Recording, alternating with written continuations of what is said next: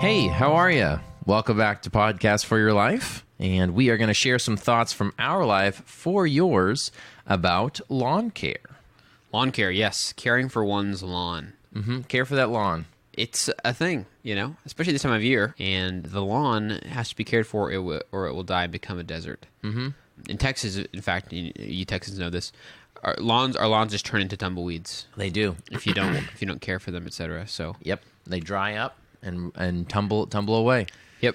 Your lawn will just blow away. So what is a lawn?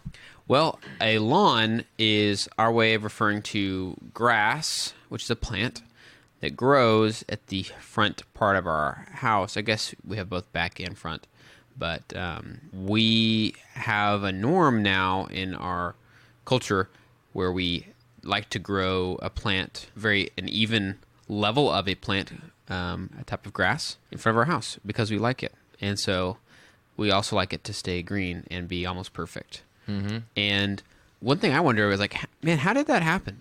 Obviously grass grows a lot of places. So people would have appreciated the sort of softness or greenness or beauty or whatever of grass long before the idea of planting it and caring for it on purpose. But I do often wonder, man, how do we get to this point where we all have lawns and it's like a part of some rental agreements, a part of some HOAs that you have to keep your lawn in some sort of shape or whatever. So that's interesting to me. What do you think? Yeah, lawns are part of our lives. Well, unless you live in an apartment complex. Right, that's true. And then it's not really. You guys used to live in an apartment. We did, yeah. We didn't have a lawn. You know what's interesting, though?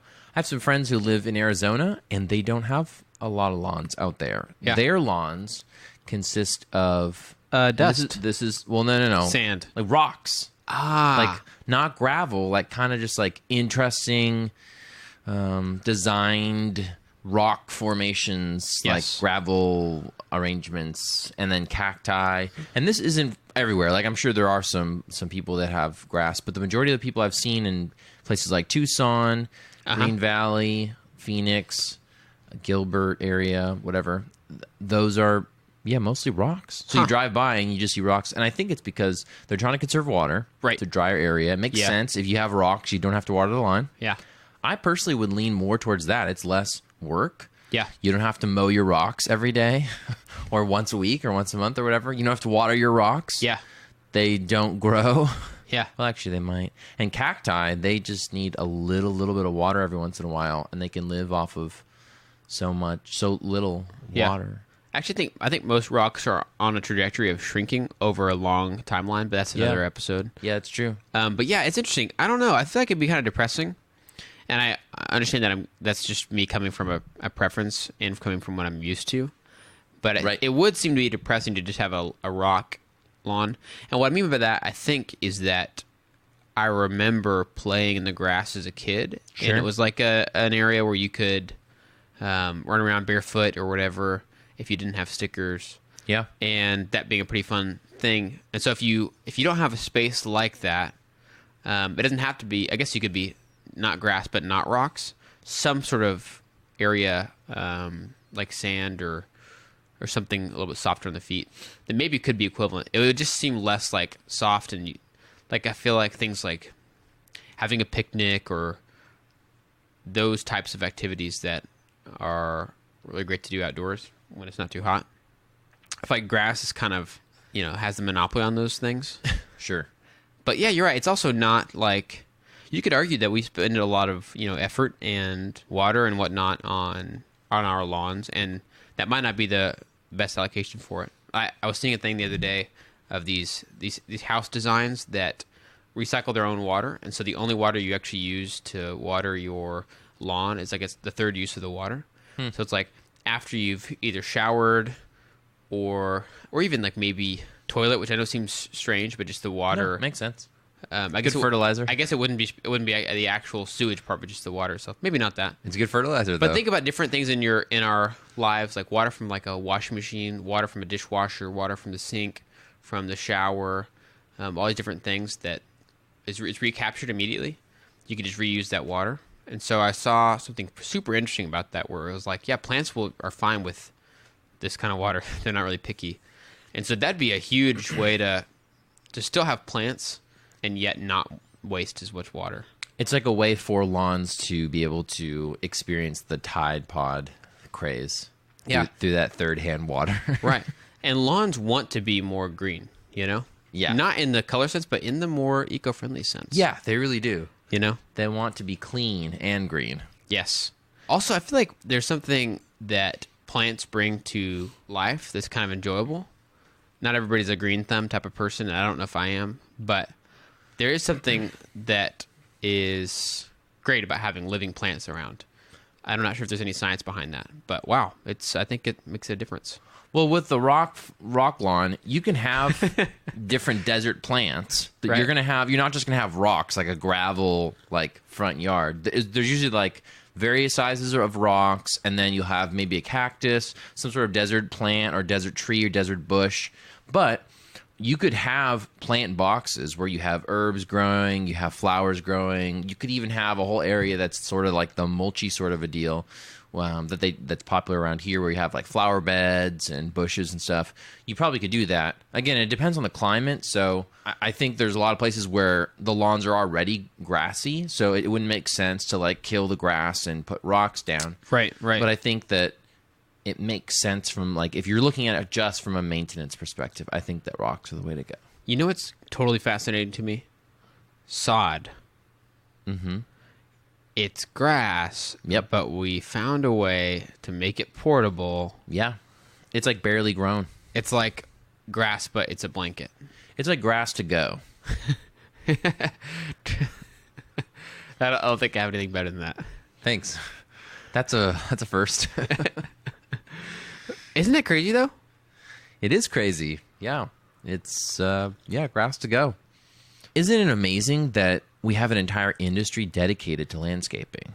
Yeah. So if we had all rock lawns, it would put a lot of people out of business. Yes, that's true. And it is really skilled labor. Yeah. It takes a lot of knowledge of machinery and fixing it, and also just the knowledge of operating it in a way.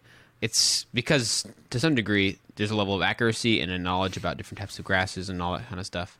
Like I have at different times in my life been the main mower of the lawn, at whether it was whenever I was living at home as a kid, or now we recently started paying someone to do our lawn because we don't have a lawnmower anymore, unfortunately.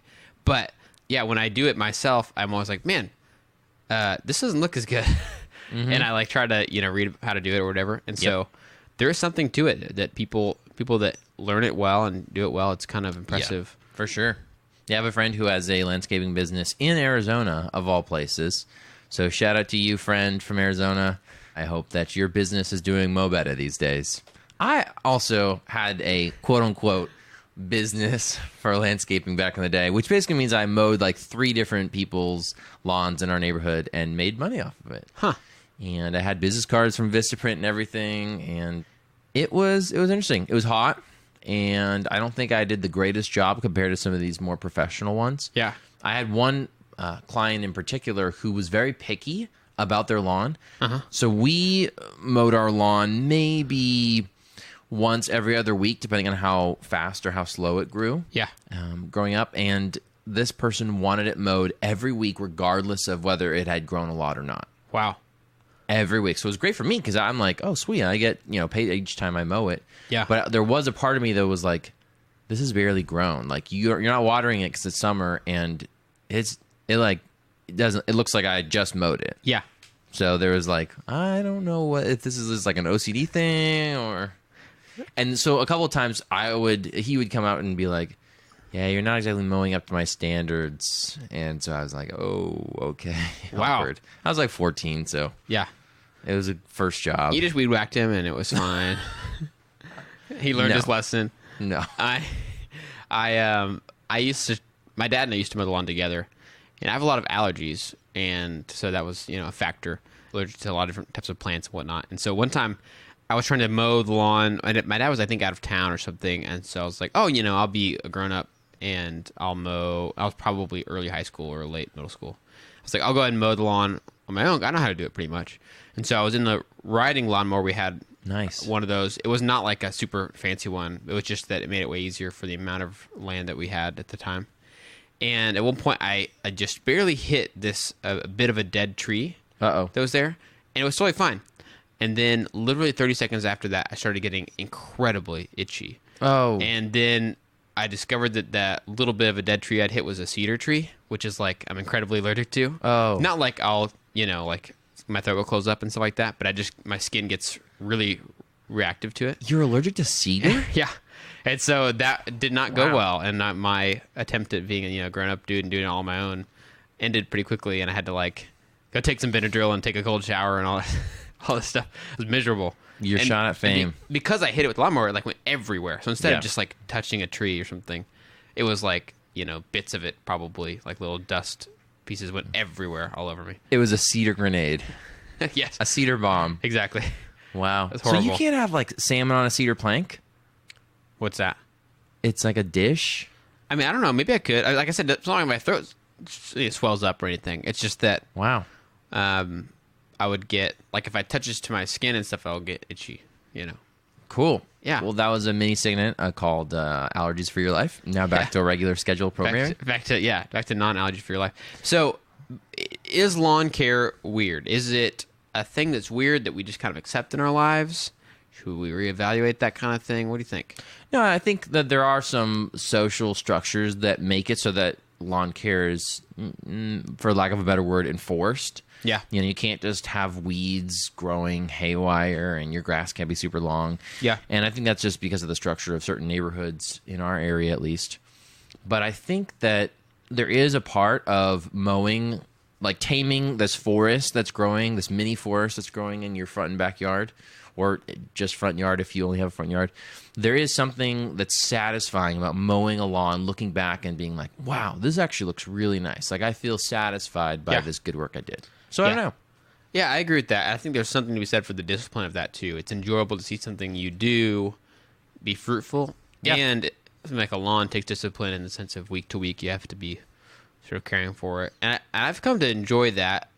I would say, though, that it can be whatever you choose it to be. Meaning, you can have something like that in your life. It doesn't have to be the lawn. Sure. You could have somebody else do your lawn, and you can have your own self-discipline type of project that's fruitful and enjoyable. And it doesn't have to be the lawn, Yeah. That's great. Like macrame or Lawn care. You can do that, or you can make a loom. lawn care. If macrame wasn't really your thing. Lawn care. It's fun until you have just rocks. So lawn care is pretty cool. Thanks, guys, for listening.